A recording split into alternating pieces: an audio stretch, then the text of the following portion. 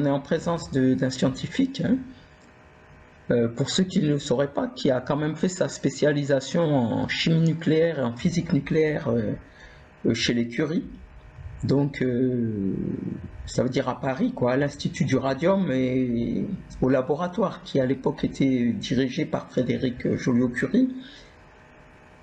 Et il faut donc savoir que c'est cette compétence qui va le distinguer de tous ceux qui, avant lui, ont travaillé dans la recherche en histoire.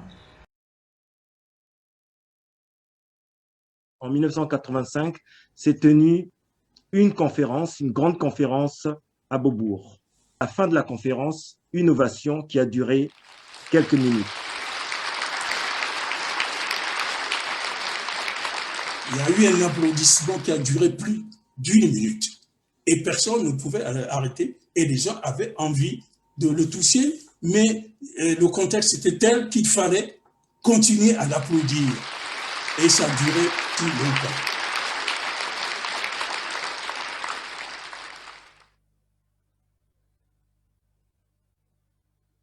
Bonsoir à tous.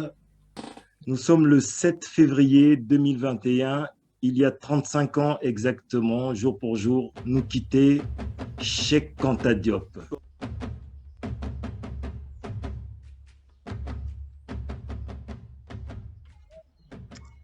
Question à Fantaka, militante du mouvement international pour les réparations. Alors Fanta, qu'est-ce que le militant lambda sait ou pense de l'œuvre de Cheikh Anta Diop? Qu'est-ce que le militant du mouvement noir de libération sait ou pense de l'œuvre de Cheikh Anta Diop?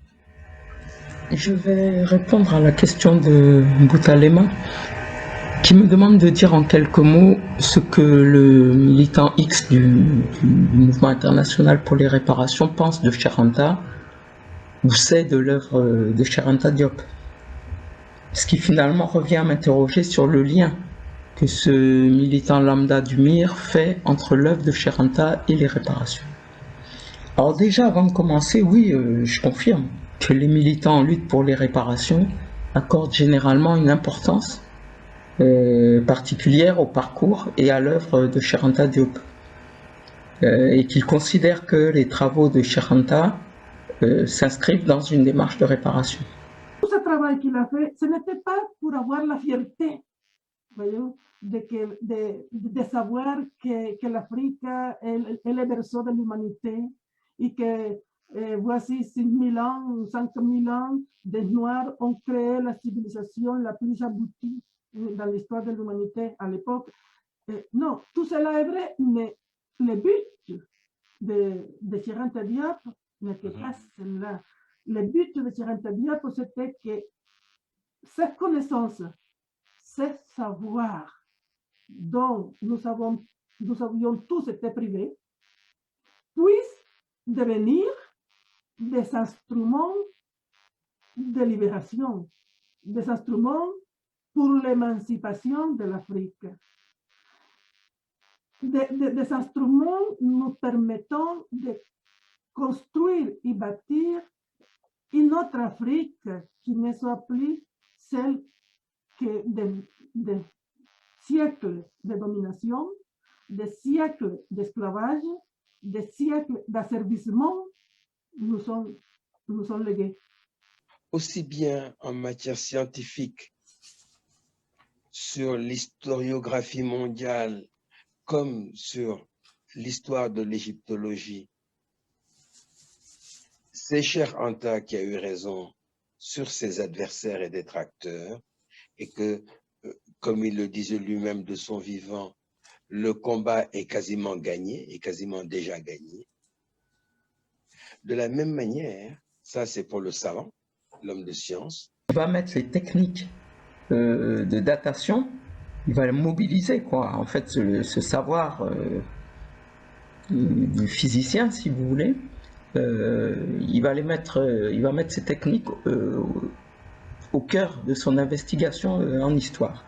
De la même manière, les thèses et positions défendues par l'homme politique tout au long de sa vie, jusqu'à son dernier souffle, concernant en particulier le devenir de l'Afrique, un devenir qu'il a toujours considéré comme dépendant essentiellement, sinon exclusivement, de la volonté des peuples africains, est en train de s'imposer avec ce qu'il appelait la force propre de la vérité.